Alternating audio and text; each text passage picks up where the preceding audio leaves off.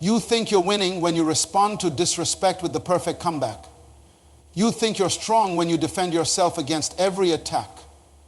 You think you're powerful when you put someone in their place with your words. But you're wrong. Dead wrong. Because every single time you respond to someone who disrespects you, you're feeding them. You're giving them your energy, your attention, your power. You're telling them, without saying it, that they matter enough to disrupt your peace. And here's the part that's going to shock you. The reason they disrespected you in the first place is because they needed something from you. They needed to feel important. They needed to feel powerful. They needed to know they could affect you. And your response, no matter how clever or cutting it is, gives them exactly what they wanted. But your silence starves them. It tortures them. It kills them slowly, because suddenly they realize they don't matter to you at all. And that realization is more devastating than any words you could ever say. You know what drives a disrespectful person absolutely insane? Your silence. Not your words, not your anger, not your defense, your complete and total silence. And I want you to understand something today that will change the way you handle every insult, every attack, every moment of disrespect that comes your way. When someone disrespects you and you say nothing, when you don't react, when you don't defend yourself, when you simply continue moving forward as if they don't exist, something powerful happens, something they never expected, something that begins to eat away at them from the inside out. See, most people think silence is weakness. They think if you don't fight back, if you don't clap back, if you don't defend your name, you're soft. But let me tell you something about the nature of power. Real power doesn't announce itself. Real power doesn't need to defend itself. Real power simply exists. And in its existence, it makes everything else irrelevant. When you respond to disrespect with silence, you're not being weak. You're withdrawing the one thing that disrespectful person desperately needs from you. Your energy, your attention, your emotional investment. Think about this carefully. When someone disrespects you, what are they really doing? They're throwing out bait. They're fishing. They're trying to hook you into their drama, into their chaos, into their low frequency way of living. And every time you respond, every time you react, every time you try to explain yourself or defend yourself, you're biting that hook. You're giving them exactly what they want. Because here's what most people don't understand about disrespect. It's not really about you at all. It never was. That person who is disrespecting you, they're not doing it because of who you are. They're doing it because of who they're not.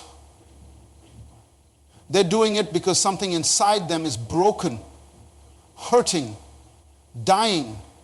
And they need to pull you down to their level to feel better about where they are. A disrespectful person feeds off reaction. Your anger is their food. Your defense is their validation. Your emotional response is the confirmation they need that they've gotten to you, that they matter, that they have power over you.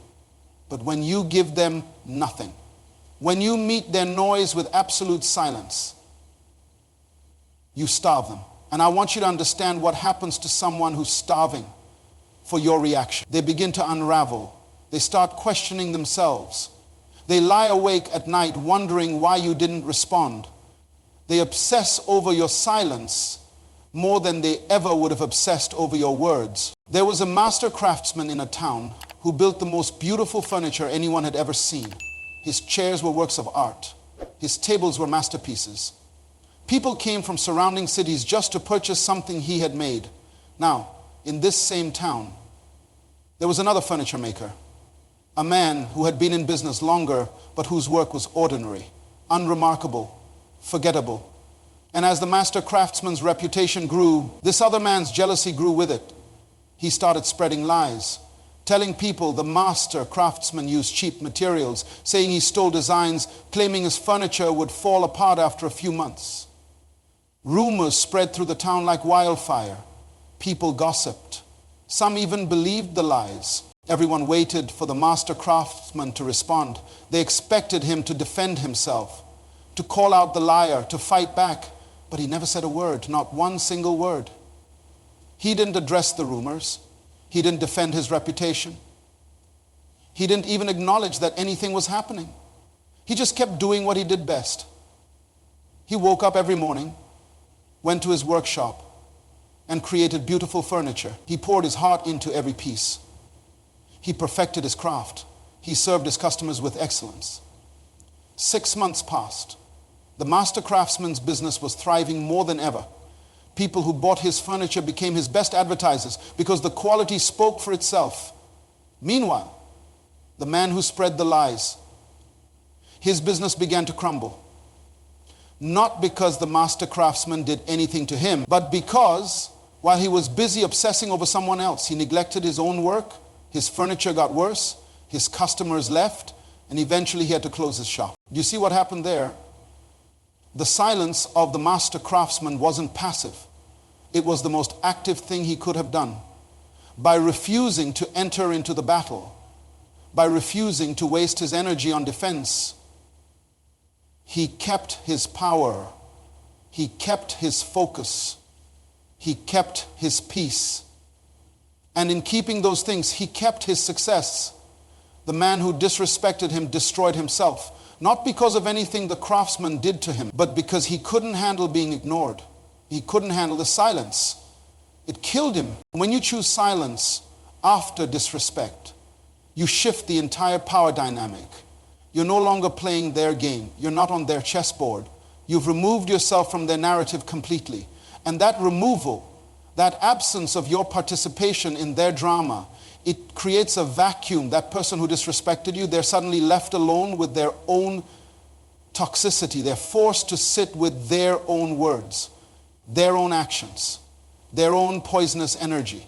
And without you there to absorb it, without you there to fight with, that poison has nowhere to go but back into them. Your attention is valuable.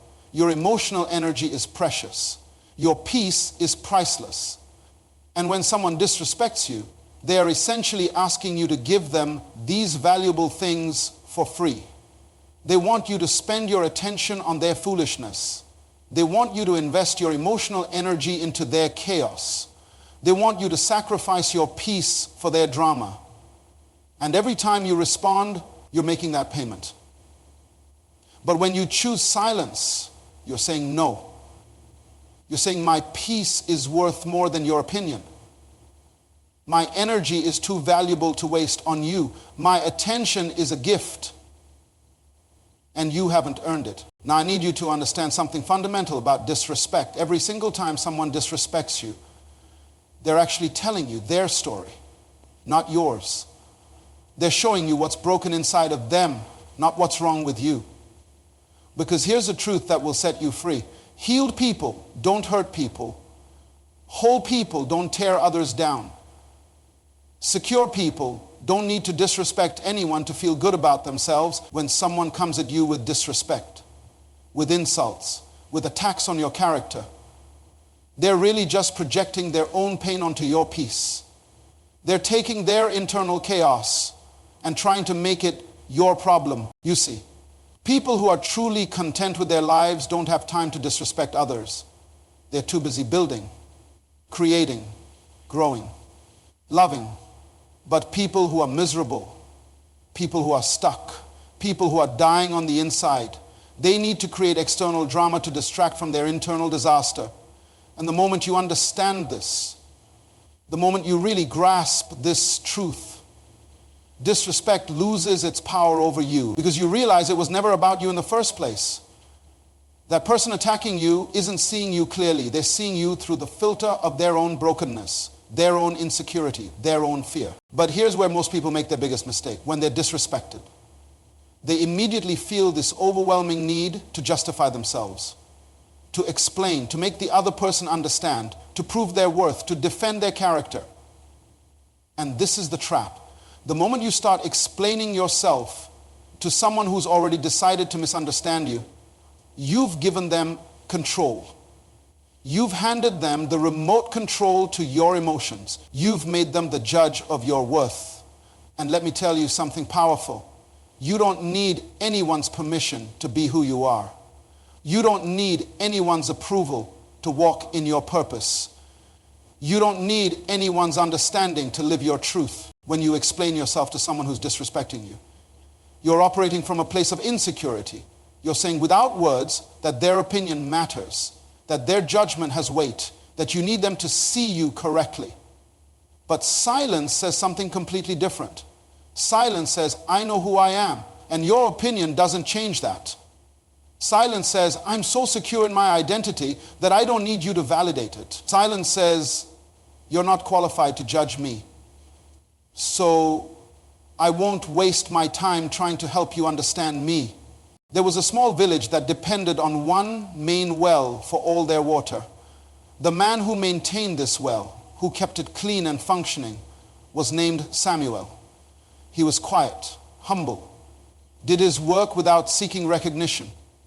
But there was a woman in this village, bitter from years of disappointment in her own life, who decided that Samuel was an easy target for her frustration.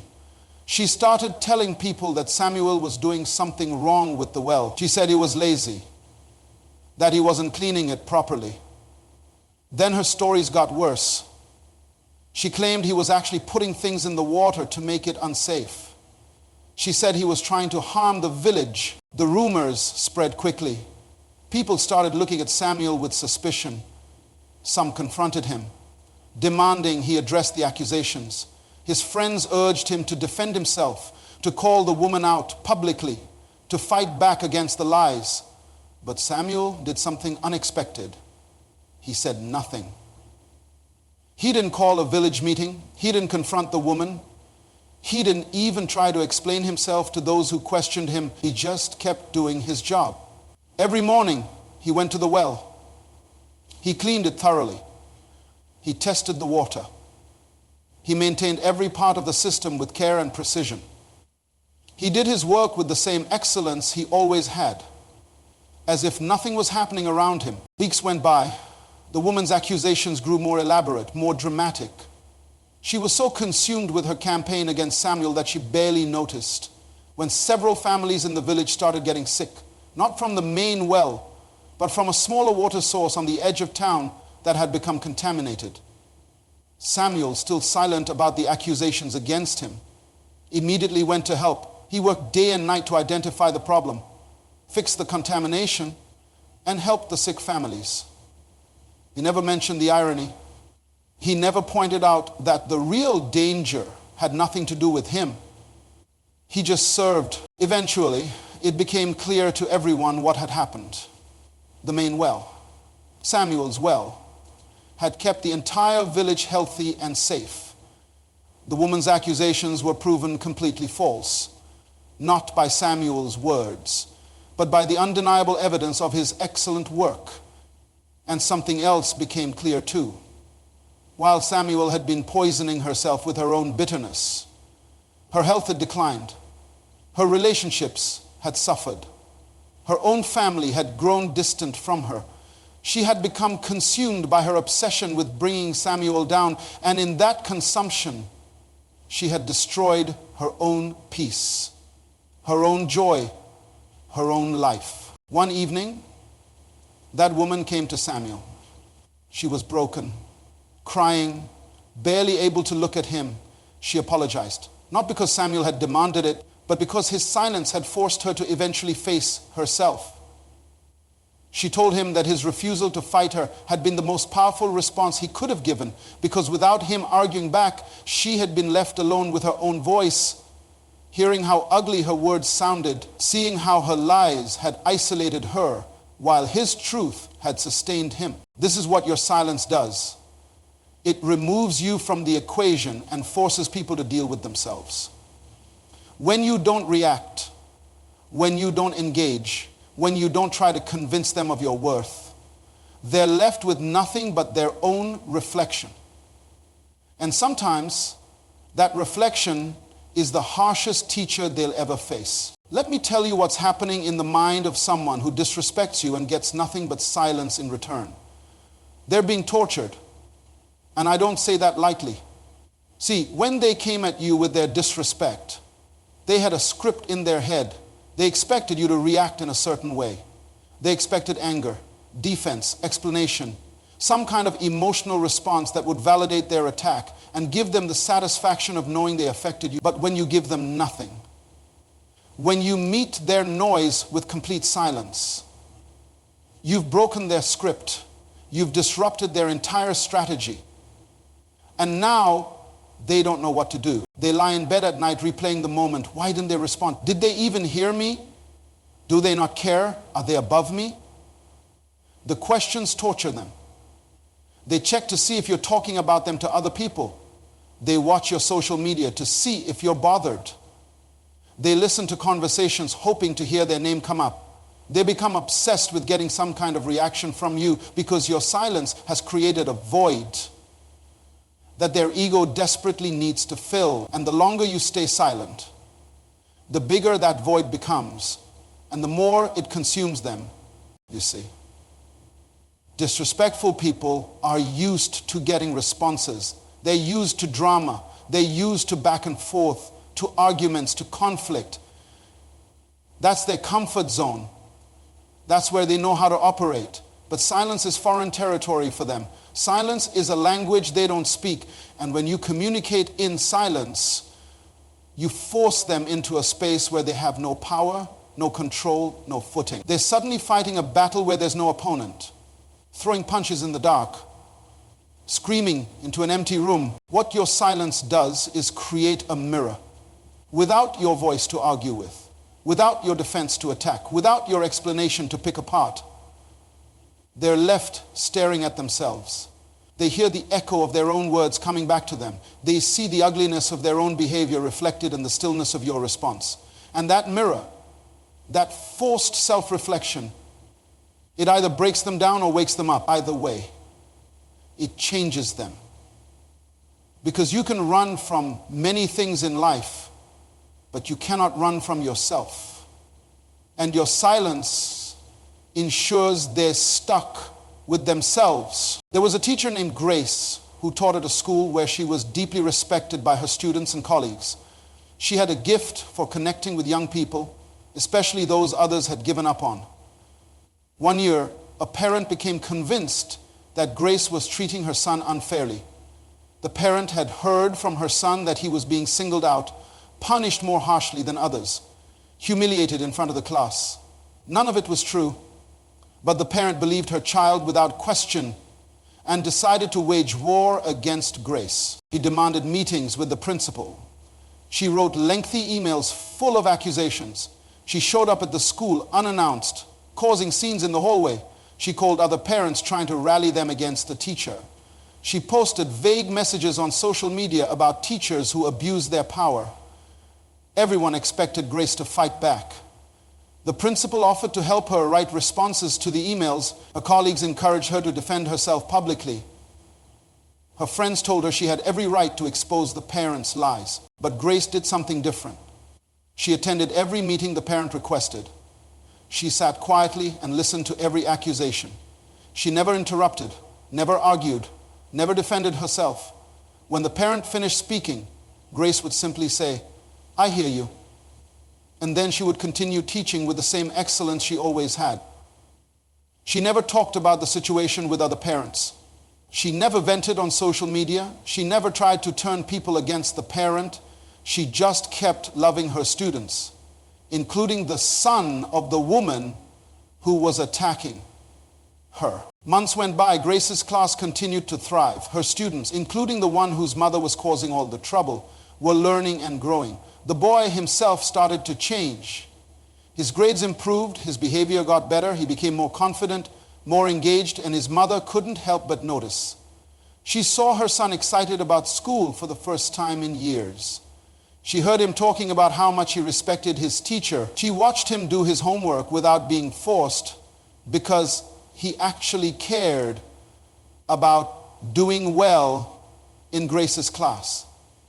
Other parents began approaching the accusing mother, not to confront her, but to share how much Grace had helped their own children. They showed her messages from their kids about how Grace believed in them when no one else did. They told stories of how Grace stayed after school to help struggling students. The evidence became overwhelming, not evidence that Grace presented, but evidence that existed simply because of who Grace was and how she worked.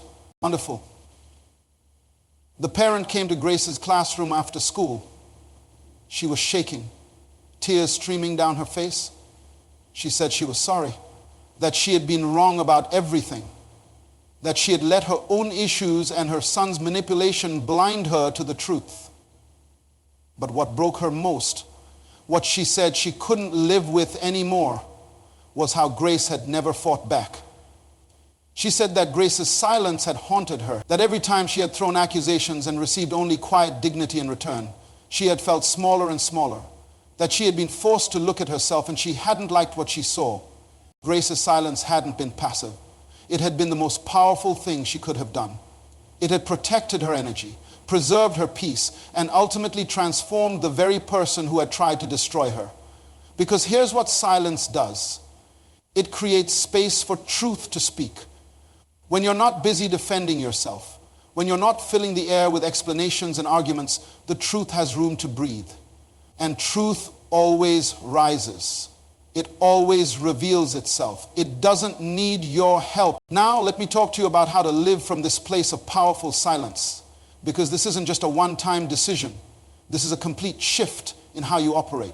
This is about building a new foundation for how you respond to life, how you protect your energy, how you choose your battles.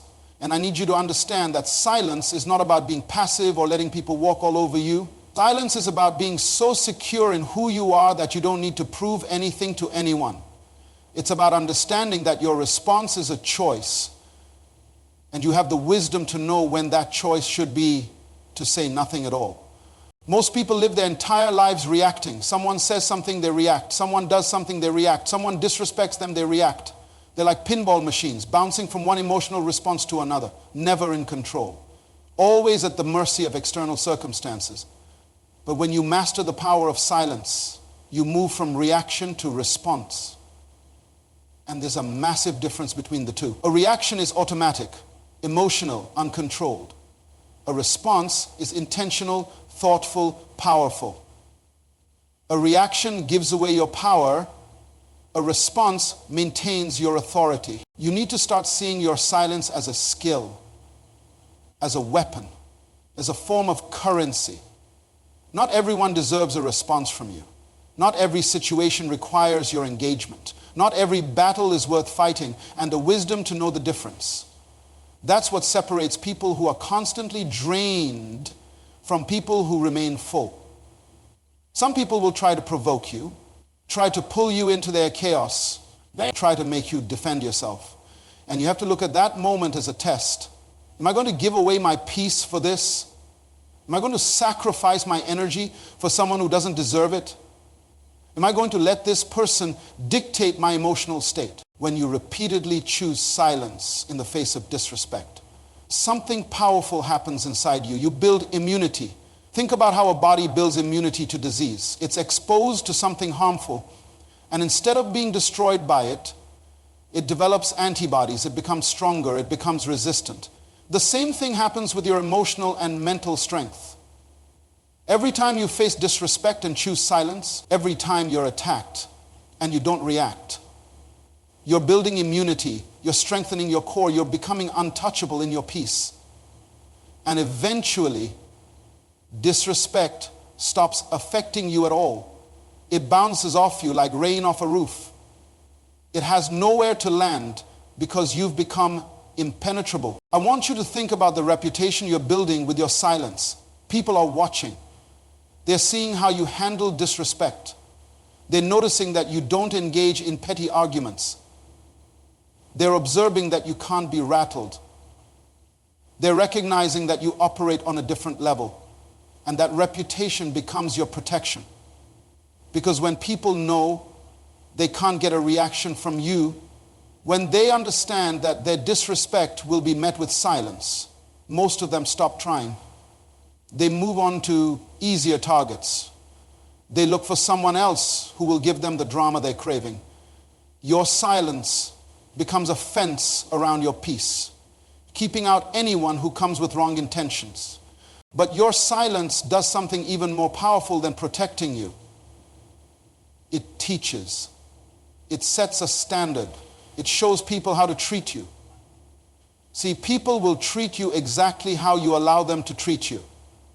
If you respond to every disrespectful comment, if you engage with every person who comes at you sideways, if you give your energy to everyone who demands it, you're teaching people that they can access you at any level. If you're showing them that there are no boundaries, no standards, no cost to disrespecting you. But when you respond with silence, when you show through your actions that disrespect leads to disconnection, that attacks lead to absence, you're training people, you're teaching them that access to you is a privilege, not a right. You're showing them that your peace is protected and they better come correct or not come at all. And this creates a culture around you. Think about it. When you consistently refuse to engage with negativity, when you make it clear through your silence that you don't participate in drama, you attract different kinds of people into your life. You start surrounding yourself with individuals who operate on the same frequency, people who value peace, people who communicate with respect, people who understand that your silence isn't weakness but strength. And those people, they become your tribe. They become the community that supports your growth, celebrates your wins, and respects your boundaries. Remember that when you choose silence after disrespect, you're not losing. You're winning in a way that person will never understand until it's too late. You're protecting your peace. You're preserving your energy. You're maintaining your power while they're obsessing over your lack of response. You're building your life while they're wondering why you didn't react. You're creating your future while they're dying in the silence, consumed by their own toxicity. You're thriving in your purpose, unbothered by their noise. Your silence after disrespect is killing them because it forces them to face the one thing they've been running from all along, themselves. Their own emptiness, their own insecurity, their own irrelevance in your story. And that realization, that understanding that they don't matter enough to you to even warrant a response, that's what destroys them from the inside out. So stay silent, stay focused, stay peaceful, keep building, keep growing, keep winning. Let your life be so loud that your silence speaks volumes. Let your success be so evident that you never have to defend it. Let your peace be so deep that nothing can disturb it. Because at the end of the day, the greatest revenge isn't what you say to those who disrespect you. It's living so well that they become spectators to a life they can never touch, watching from a distance as you saw while they're still stuck in the same place, wondering why you never looked back. That's the power of your silence. That's the victory they never saw coming. And that's the life you deserve to live.